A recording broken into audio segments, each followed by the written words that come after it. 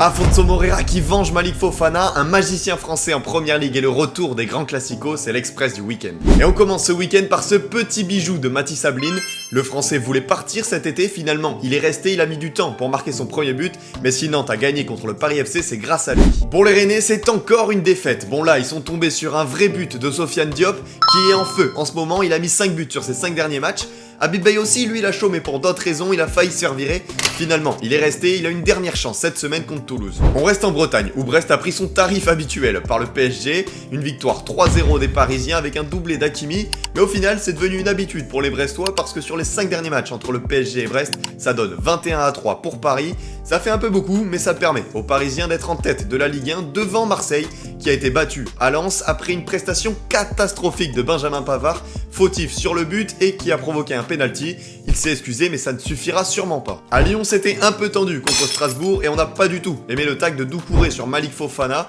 Pour l'entraîneur de Strasbourg, il n'y a même pas de faute, mais bon, dis-nous aux commentaires, mais pour nous c'est carton rouge tous les jours. Heureusement pour l'OL, Afonso Moreira, il a mis un but de fou pour offrir la victoire aux Lyonnais, qui devront faire sans Fofana pendant plusieurs mois. Et un petit mot sur le FC Metz, parce que oui, ils sont derniers de Ligue 1, mais ce sont les meilleurs en Europe.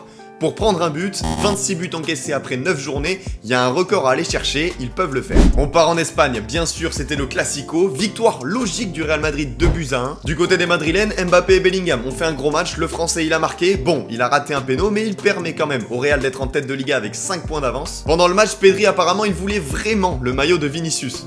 Bon ok, ça c'est de l'IA, mais par contre son premier carton rouge en carrière, ça c'est réel et ça fait un peu bizarre. Et on est obligé de parler de Lamine Yamal. Le crack du Barça, il a beaucoup parlé sur les réseaux la semaine dernière, car Varane lui a fait comprendre qu'ils avaient pas trop apprécié du côté du Real. Et au final, si Yamal il fait pas un mauvais match, on est loin du Yamal de l'année dernière, un peu comme toute l'équipe du Barça. En première ligue, c'est un entraîneur français, Régis Lebris, qui fait des miracles avec un club promu. Il a récupéré Sunderland en 2e division et après une victoire contre Chelsea ce week-end, le voilà 4e de première ligue avec un effectif taillé pour le maintien. À Liverpool, la crise ne s'arrête pas. Encore battu par Brentford ce week-end, Liverpool a déjà autant de défaites cette saison que toute la saison dernière en première ligue. Bon du coup, Arsenal s'envole en tête du championnat grâce à cette frappe d'Eze contre son ancien club. Ce week-end, c'est aussi la fin d'une série pour Erling Haaland et pour Harry Kane.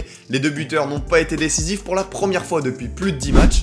Bon, au Bayern, ça a permis au jeune crack Lennart Karl d'inscrire son premier but en Bundesliga après avoir inscrit son premier but en Champions League la semaine dernière. Enfin, en Italie, l'AS Roma commence à croire à ses chances de titre après une nouvelle victoire contre Sassuolo sur un but de Paolo Dybala. Ils reviennent sur Naples en tête du championnat qui a gagné contre l'Inter Milan mais a perdu Kevin De Bruyne pour plusieurs mois. Et si tu veux avoir ton résumé du week-end chaque semaine, pense à t'abonner.